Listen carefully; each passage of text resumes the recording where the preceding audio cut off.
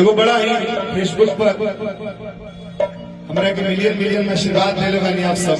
एगो गीत कोनी बड़ा वायरल हो गई। हर खिलब होरी हो खिलब होरी पिया प्रदेश में दुल्हन घर है। जब सुनले भी है कि हमारा राजा जी आवत और फगुआ में लोग देवर पर मरेला फगुआ के देवरे देवरे के घरी गाना होता कि भातार मार लेता देवर को भातार हो सकता है। एगो हमनी के घर द्वार के मेहरानी बड़ी से अपना पति की मांग करे कहिए हमारा राजा जी अरे खिलवा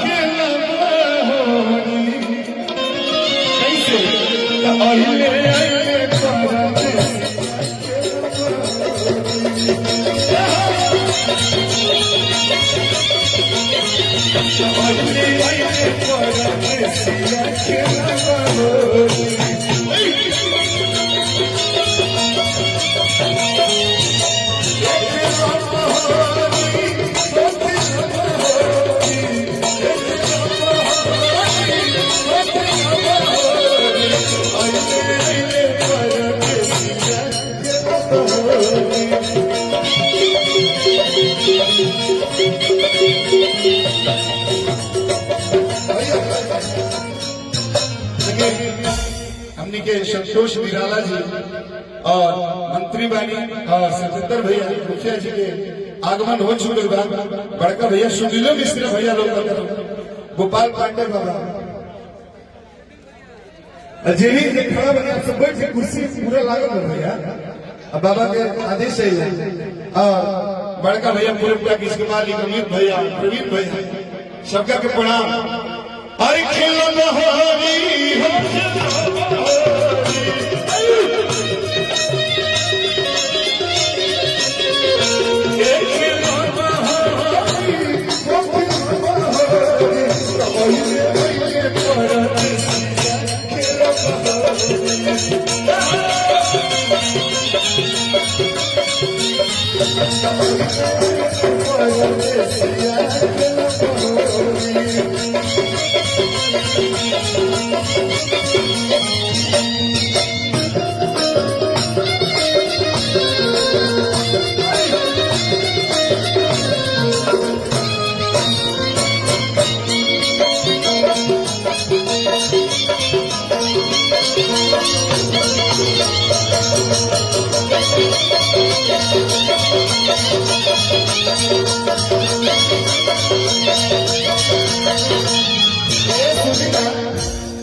जब परदेसिया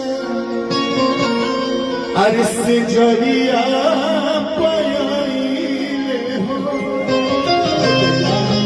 जो आप ऐसे कर देते हैं ना सही में वाह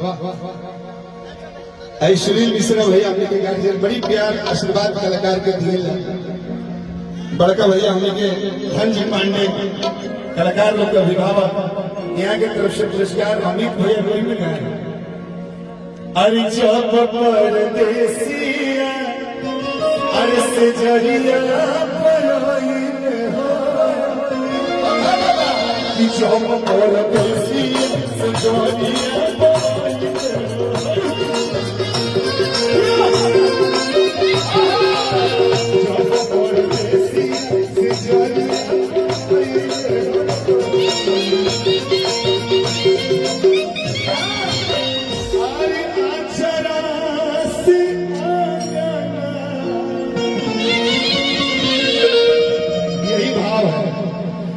सबको पैसों दे बुझाना नहीं बोतलों से दिल को में पड़ अरे अक्षरा से आंगना अरे बहारे गोरी ऐसे अक्षरा से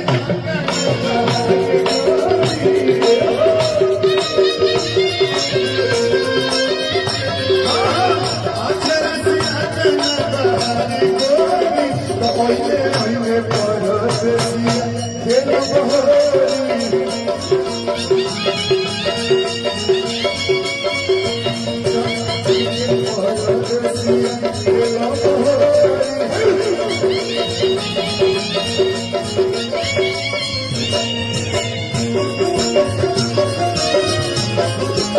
बहुत बहुत पुरस्कार।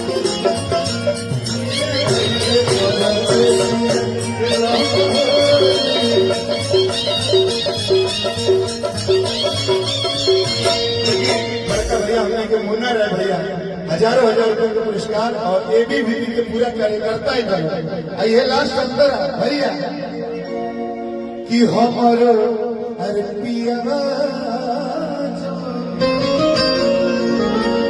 अरे हमारो साइया दुआरिया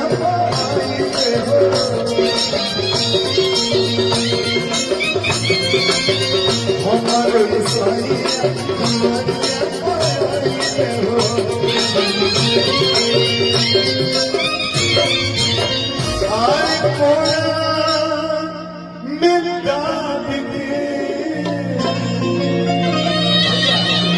यही को खेला देखे कहल देखो पतरी कमर हिलावल क्या बात है महाराज सपना चौधरी बनती है सबके सामने बट तोरा के चलो आरे कोना